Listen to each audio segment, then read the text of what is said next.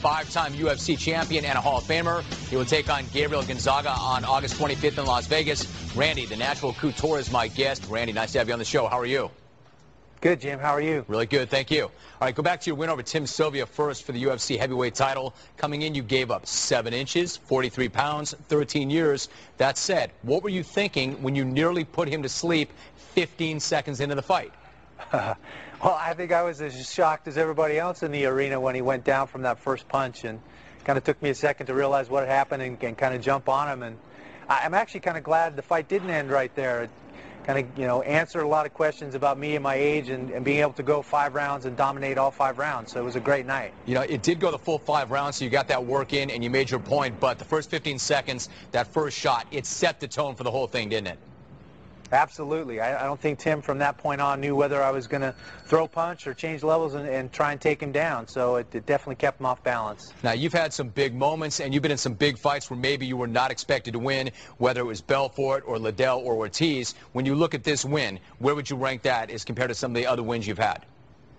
Well, I think it's definitely right up there. I think at 43 years old to come back into the heavyweight title, a weight class that I left 4 or 5 years ago because the guys were so big, and to compete against one of the biggest guys in the sport, Tim Sylvia, it was definitely a great win for me. It definitely goes on the books as one of my all-time best performances. Randy, you're right. You come back after some time off, and it had been 5 years since you fought at that level. You are 43, and really almost nobody outside your circle gave you a chance to win that. How did you maintain a belief in yourself when really everybody else outside of you did not?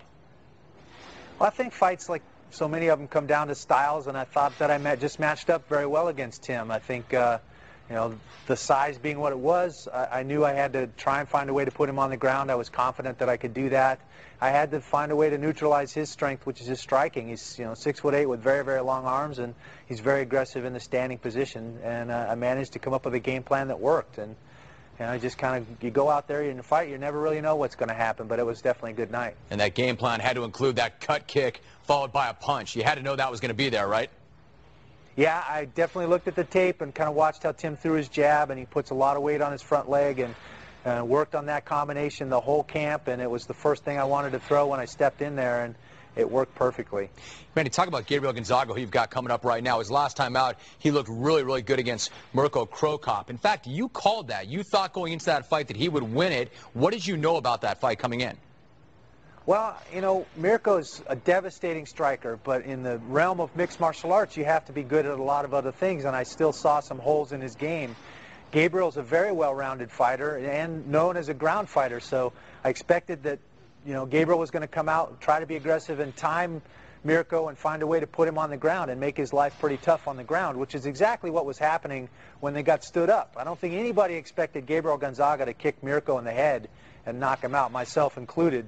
But he showed great stand-up skills. He was very aggressive. It was actually quite different from a lot of the other fights I've watched him in. He's not usually that aggressive, but that was a great fight for him. All right, so what's your plan for him?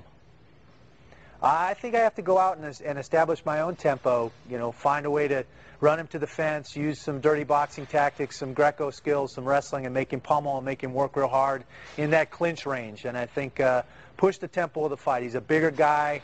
The other fights I've watched him in, I think his conditioning is a little bit suspect, and this is a 5-round fight, so I got to be prepared to take him into the later rounds and make him work. Randy, 2007's been an enormous year for MMA in terms of breaking through and crossing over and getting mainstream success, but where there's success, there's problems like you find in other sports, namely steroids and drugs. What's your reaction to what you've seen so far in terms of drugs coming into your sport?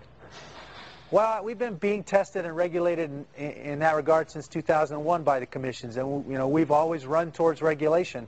I think of all the sports that are out there, our sport, there are going to be consequences if you pop positive. Unfortunately, there's athletes that are willing to take that risk, and I think that's sports in general in our country. People are looking for that shortcut. They're looking for that easy way to get to where they want to be, and I'm glad that our sport is regulating it and testing the guys, and I hope that the athletes make the right choice. It's ultimately up to them. Randy, do you feel like the sport is running to regulation? As you point out, are MMA leagues and the sport itself doing enough to fine fighters, make sure there's a detriment there? Are they doing everything they can to make sure the sport's clean?